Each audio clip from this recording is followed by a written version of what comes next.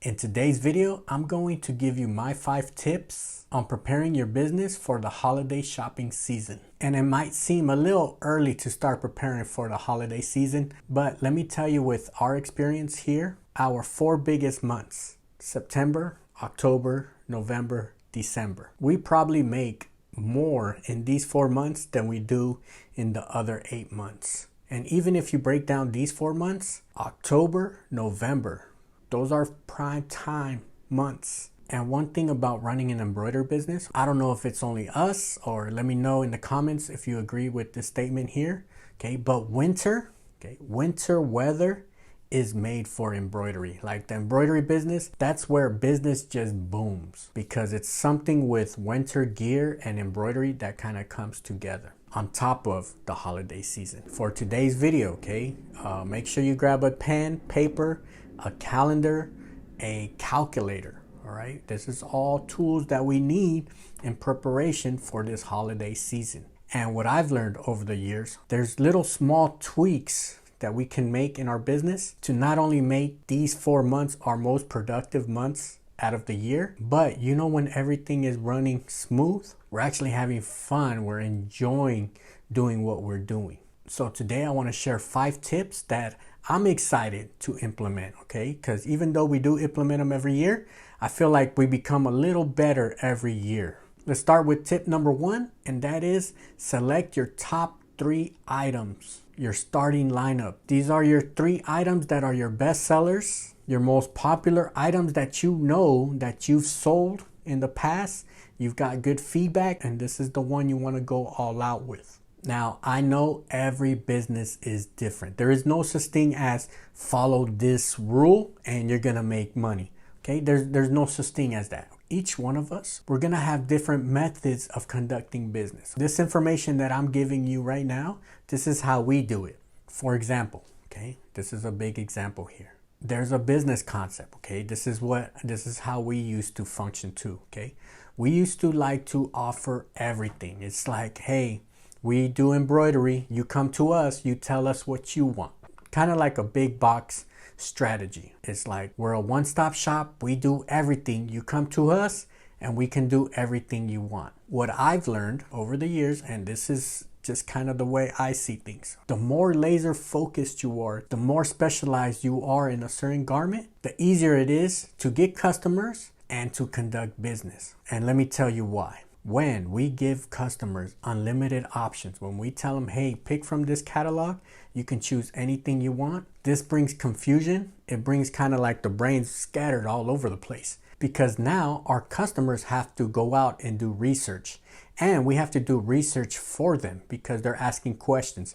All of a sudden, we kind of send our customers to the deep end where they're not the experts in garments. They don't know which brands are known for what, and most of the time they don't know the terminology that we know, right? Like when we're going through catalogs or through websites, we can read through those certain weights, certain fabric, we kind of get an idea of what's what.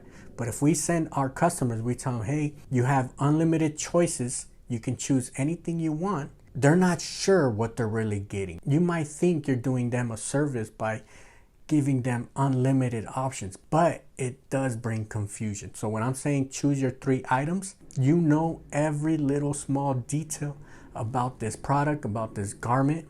So when these orders are coming in hot, it's like clockwork. You already know how to work with this type of garment, because there can be times if you're working with certain polo shirts, there's certain weights that does require a certain amount of cutaway, a certain amount of, you know, trickery, moving around, and little small tweaks to either a design or to the garment itself. And that's why I suggest for the holiday season, when these orders are coming in hot, that's why I would highly suggest choose your top 3 garments so there's no confusion to your customer. They know exactly what they're getting. Tip number 2, and this one might give me some pushback, and I'll tell you the pros, the cons, and why I think the pros outweigh the cons. And that is, order your blanks now.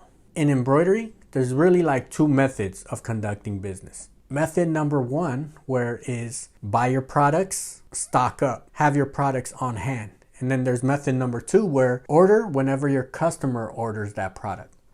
Each one of those methods has its pros, has its cons. There is no such thing as right or wrong answer, right? But let me just tell you why I would suggest to have items on hand, have your inventory in stock. And it's for 2 reasons, all right? First of all, these are your main products that you sell. So you already know that they sell, that they're a known good product. So I have 2 main reasons. Okay, number 1 is if you have product in hand, you can easily take pictures, you could take samples, you can work on samples, and you know exactly how that garment interacts with embroidery. And of course, the number 1 reason why I like to have product in hand, because as customers order, you're fulfilling order, you're doing production instantly, right? As soon as the order comes in, bam, you're ready to go.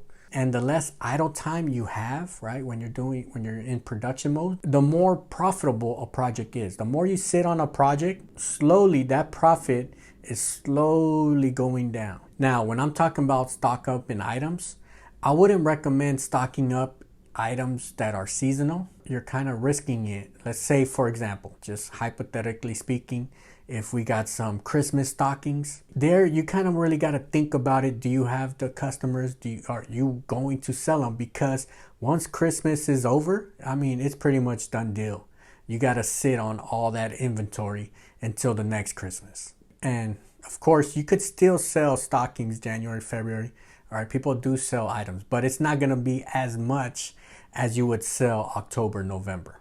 When I'm saying stock up in items, I would suggest if you are going to stock up in items that could be sold year round. For example, I would say my main starting lineup garment is a black hat.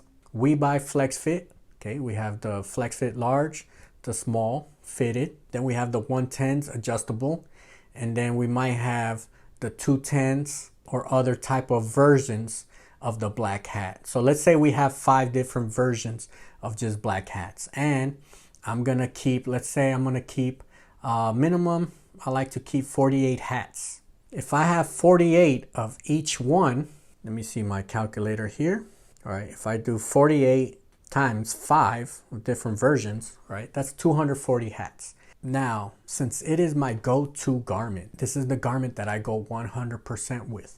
Okay, even if, let's say for some reason I don't sell all those 240 hats. Since it's an item that I know can sell year round, all right, that's fine. That's why I take those risks on these products, because not only are they my go-to products, I know they're gonna sell during the holiday season, but if for some reason I don't sell out on these items, they're just items that historically sell year round and I know they're gonna sell.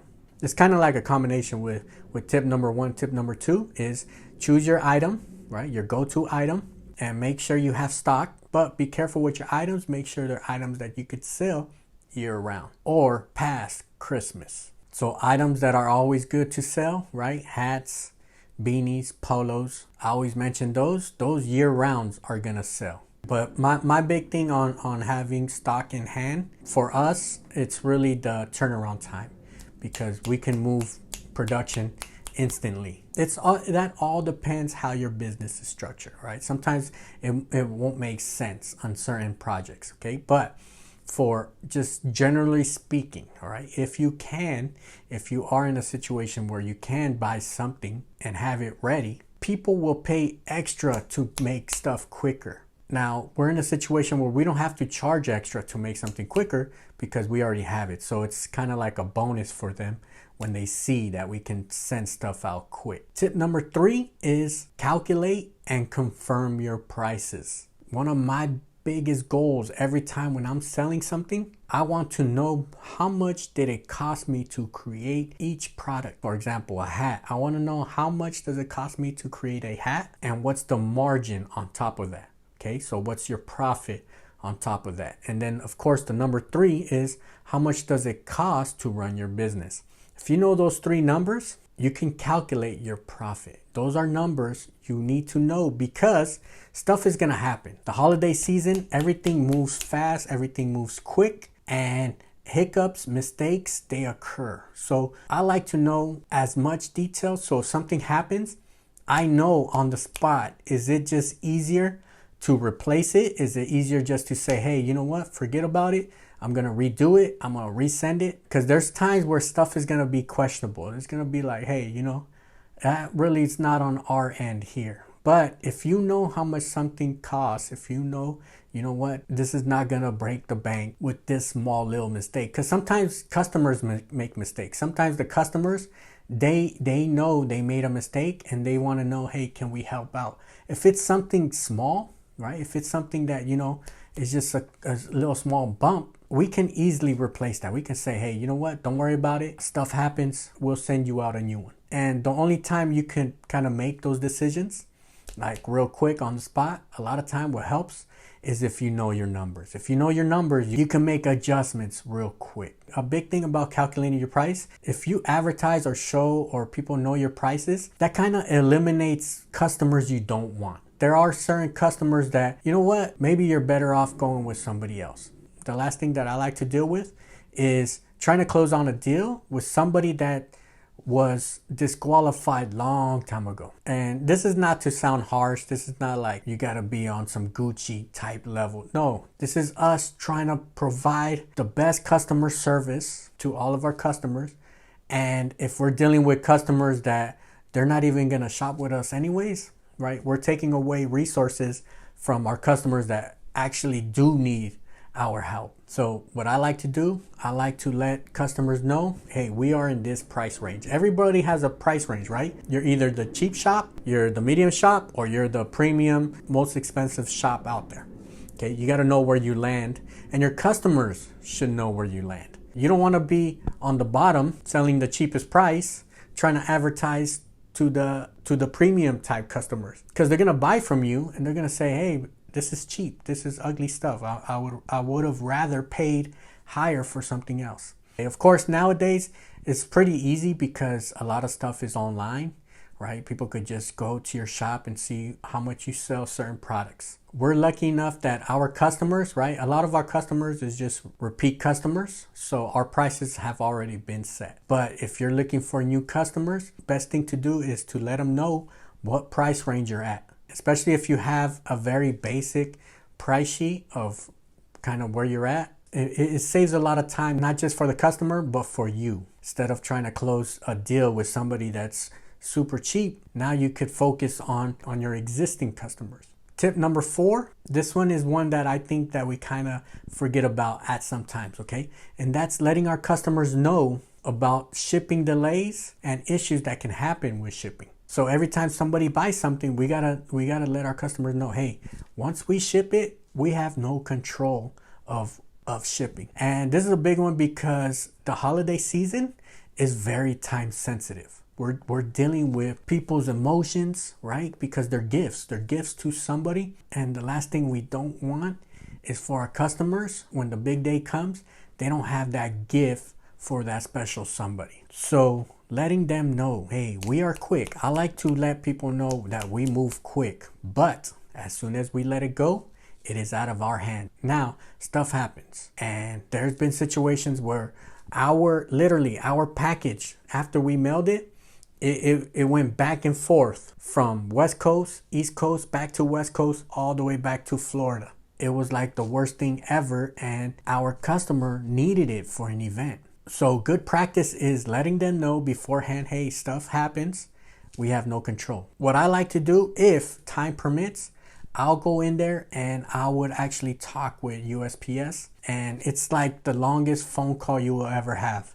It's trying to talk with somebody from the Postal Service. For those who've ever called the post office, you know you're talking to like different regional offices and different people, and it's a big headache. And you're always going to get the same answer, right? They're going to say, just follow the tracking on the website. And that's all we can really tell our customers. And this kind of goes back to tip number 3, is knowing your prices. There's been times where it's better for me just to remake something and send it out again. Even though we're going to lose, in the big picture, it's good for long-term reasons, right? And if you know your prices, you know how much that's going to set you back. Tip number 5, this is a big one here. I think this is one that I will work on becoming better and better for the rest of my life. And that is avoid the amount of back and forth conversations. This is a big one, especially nowadays where everything is like text message, email. If a customer is asking for a question, sometimes it can be so slow where it's taking not only days, but maybe weeks to close a deal. And that profit is going down, whether you know it or not, right? Every time you spend time going back and forth, that's time that involves research, finding prices, finding garments, finding brands. And a lot of these tips, they're kind of like in a cycle, because if we're offering our items that we've chosen to sell, a lot of times these back and forth questions are eliminated, especially if we give customers choices. If we tell them, hey, choose a color, choose a hat, this is what we have. It decreases the amount of back and forth, okay? That's why I always say, if you give unlimited choices, you're gonna have the longest conversation, and it's gonna take forever to close a deal. What I like to do, I like to keep it super old school and make phone calls. Us as embroiderers, we know what questions to ask. So if we ask it all in one shot, and if there's any confusion, there's no waiting for a response. It's literally on the phone going over every detail. Once the phone call's done, we're good to go. Of course, there are follow-up calls, and that's all good. But it beats sending emails or text messages waiting for responses, right? Because that just kills momentum, and that kills profit. Really, what I've learned over the past years, especially like me, I get excited for holiday season. Like for me, this is like the Super Bowl of business is right now. It's like a cycle. Everything depends on everything here. And what I've learned is everything runs smooth when there's a plan, when there's items ready to go, and when you treat your customer like royalty. When your customer has a question or anything like that, you're on it, and your customer trusts you because you are the expert in this specific garment and this specific product. I would love for you to share any tips you might have, because every company is different. Everybody does things differently. I'm all about learning. I want to learn about different companies, how other shops kind of conduct their business. Thank you for hanging out today. I'll see you on the next one. Peace out, everybody.